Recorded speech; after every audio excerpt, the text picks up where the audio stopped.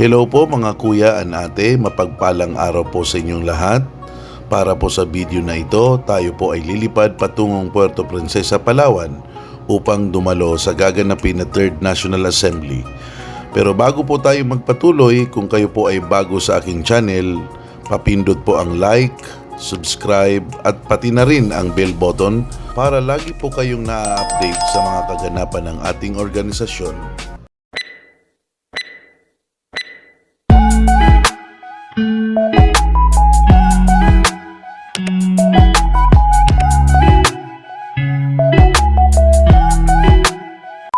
Hello po mga kuya at mga ate, nandito tayo ngayon sa Puerto Princesa, Palawan para dumalo sa gaganapin na 43rd National Assembly 3rd Regular Session. Dumating na tayo dito, lulan ng Cebu Pacific kasama ang ibang mga national officers. So tara, labas tayo.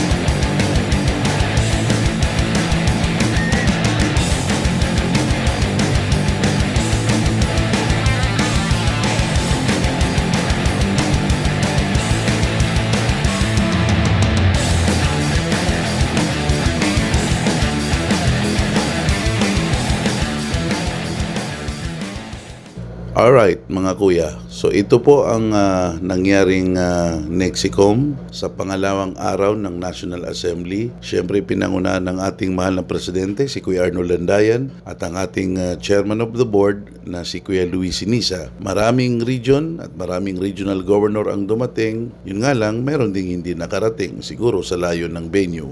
Marami pong pinag-usapan dito actually. Yung mga pag-approve ng mga region, asahan nyo po na may mga region na itatatag na naman dahil na-approve sa Nexicom. Meron din mga pinag-usapan doon na hindi kaagad na resolba dahil maselan, lalo na sa mga issue sa territorial jurisdiction, pati na yung mga paglipat ng mga members na walang paalam, marami pang iba. So pagkatapos ng ating Nexicom, nagkaroon ng konting salo-salo, syempre fellowship. Ayan si Kuya Jimmy Hillior, napakanta ng 10 oras. Siyempre, pangalawang araw, nagkaroon ng motorcade sa buong syudad ng Puerto Princesa, Palawan. Kasama ang mga ibang delegates, sumama sila. While kami naman sa loob ng A&A Convention Center, nagkaroon ng board meeting. At while nagkakaroon ng board meeting, itong mga kuya natin, inikot nila ang buong syudad ng Puerto Princesa bago sila pumunta sa assembly. So ito naman po ang kaganapan sa board meeting sa loob ng convention center. Kumuha kami ng konting room para mag-meeting. Marami pong napag-usapan dito actually na ipaparatify sa National Assembly. Yun nga lang, pagdating sa National Assembly, na-focus ang problema doon sa mga pasaway na members. So ito po yung mga delegates natin, kanya-kanyang table. Tapos na po yung board meeting, magsisimula na po ang proper session ng National Assembly.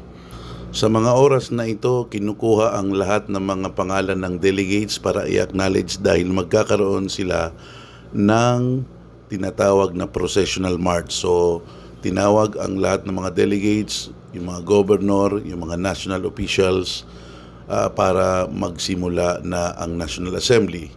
The 43rd National Assembly is now called to order.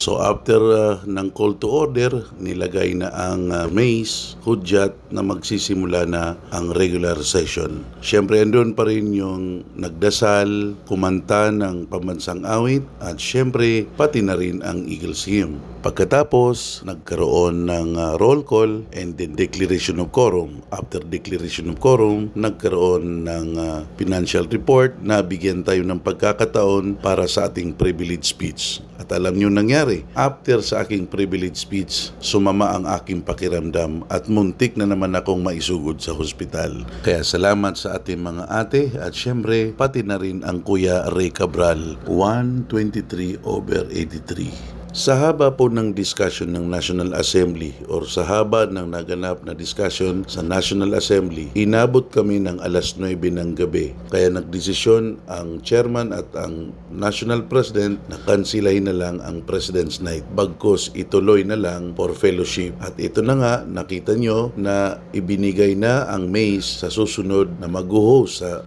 4th National Assembly at ang ating National Congress na gaganapin sa Subic. Ang ating host ay ang Northern Luzon Region 1 ni na Kuya Ray Mangibin. So pagkatapos, nagkaroon na kami ng photo ops and then syempre fellowship. Eto si Kuya Cesar, tulog na tulog kahit ang lakas ng tugtog ng banda at pinagtripan namin ni Kuya Josil Labial. Eto, si Kuya NP at saka si Kuya Chairman kumakanta. Napasabay na rin ang Secretary General na si Kuya Arnel. Pero alam nyo ba kung anong kinanta ng tatlo? Pakinggan nyo po.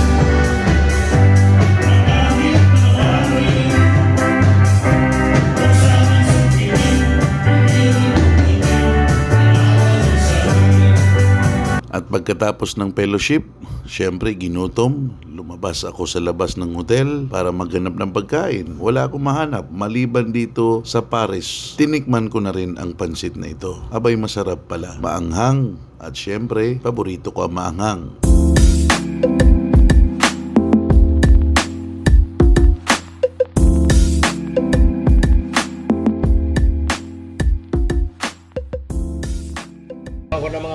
Alright mga kuya, nandito tayo ngayon sa isang restaurant na pangalan Mascara.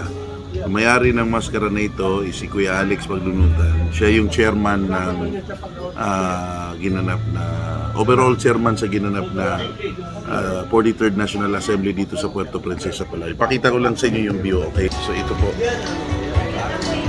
Yan. Pag napadpad po kayo dito sa Palawan, dito kayo pumunta. Actually, nakalagay pa yung banner ni na Kuya Alex. Ayan. Alright. Dito kami ngayon. Kagagaling lang nila ng Underground River pero hindi ako sumama. Okay. Si Briggs, si Kuya Jong, yung mga taga Nueva Ecija. Ayan. Si Atty. Jen. Of course, Josie Labial. Alright.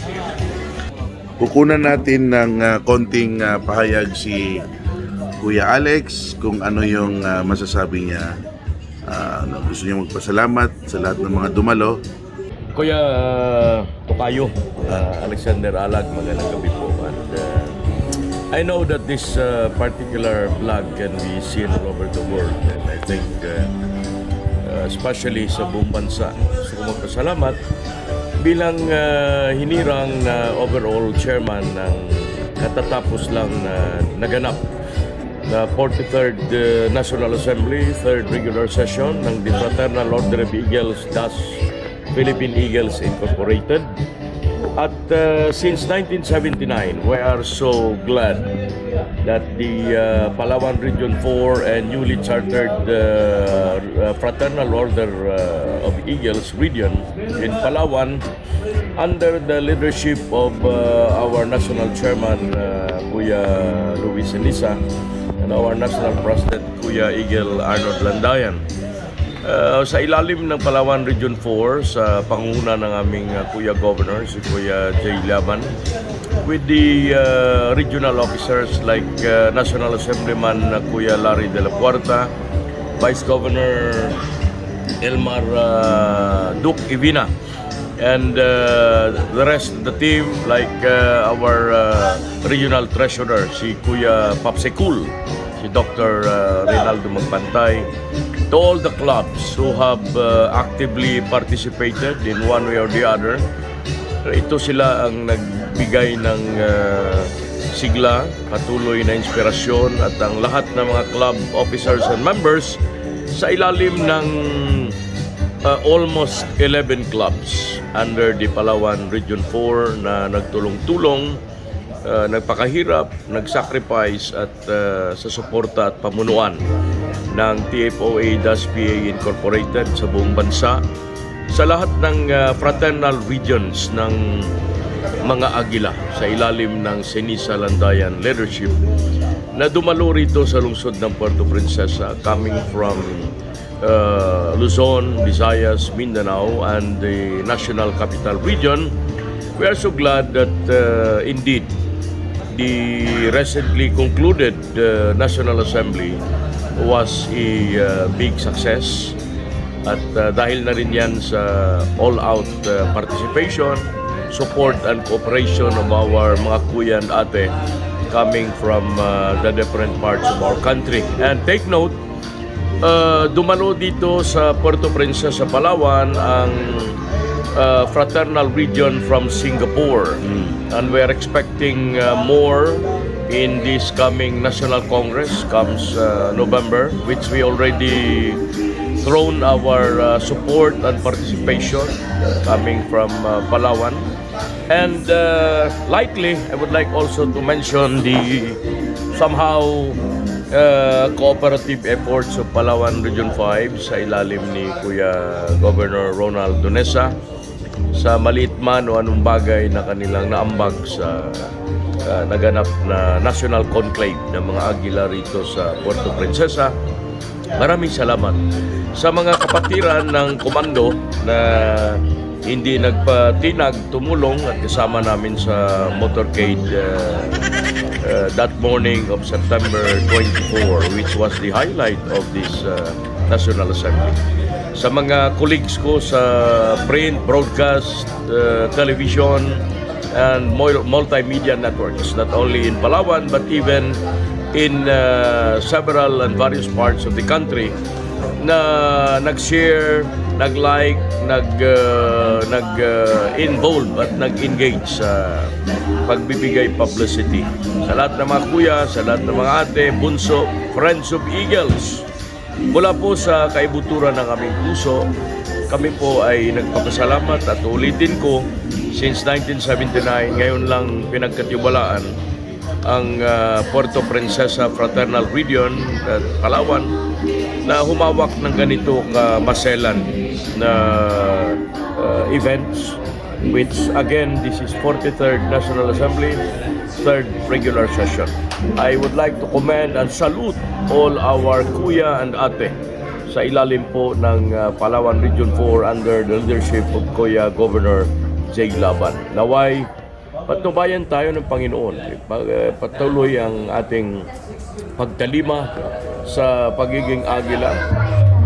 We have to continuously embrace the idealism and the egoism within us. At parang the spirit we will keep the faith burning, and we will keep that spirit alive in us para ipagpatuloy natin ang misyon sa kasalukuyan. Mabuhay ang Agila! Mabuhay! Mabuhay Agila! Unang-una nais magpasalamat ng Palawan Region 4 sa lahat ng nakilahok na nanggaling pa sa iba't ibang probinsya na kasapi ng The Fraternal Order of Eagle, Philippine Eagles. Kami po ay lubos na natutuwa sa inyong pakikiisa at pagsuporta. Masaya ang mga taga-Palawan na ng mga kuya at ate na nasaksihan nila ng malapitan kung anong nangyayari sa pagpupulong ng pangkalahatan na pwede lang nilang mapuntahan dahil kami ang naging host. Nagpapasalamat kami sa mga opisyalis ng nasyonal sa kanilang suporta at sa kanilang pagbibigay ng mga tips kung paano mapagaan, mapadali at maging matagumpay ang hosting. Sa pamunuan ng nasyonal, sa pamumuno ni National President Kuya Arnold Landayan at Chairman Louis Sinesa, kami po ay lubos na nagpapasalamat sa inyong suporta. Mabuhay ang Agila! Pag may pumunta dito na mga kuya natin na galing sa Luzon, Visayas, Mindanao, pupunta ng Palawan. Tapos hahanapin nila itong restaurant mo. Anong address? Anong address? Kuya Tokayo Alexander Alag, ang Mascara Grill and Restaurant is simply located in the area of Old Airport. Ang tawag dito ay Old Airport. Road. Oh. Ang tawag dito ay Sitio de Bumboy, Barangay Bangko-Bangkaw, fronting the Persal Hotel. Ang tawag sa kalsada na ito ay Rizal Extension. And Mascara Grill and Restaurant, isa ito sa mga authentic na nag-offer ng mga pagkain mula sa the home of Mascara Festival, Bacolod City, and the home of the longest barbecue or chicken inasal grill in the world. Wow. This is Mascara Grill and Restaurant. So para po sa kalaman ng mga kuya natin, Ilonggo ni, taga Bacolod ni. Okay? So pupunta kayo ng Palawan, narito po apin nyo lang itong hotel. Ano pangalan ng hotel na yan? Persal Hotel. Sa tapat lang ng Persal Hotel. Okay.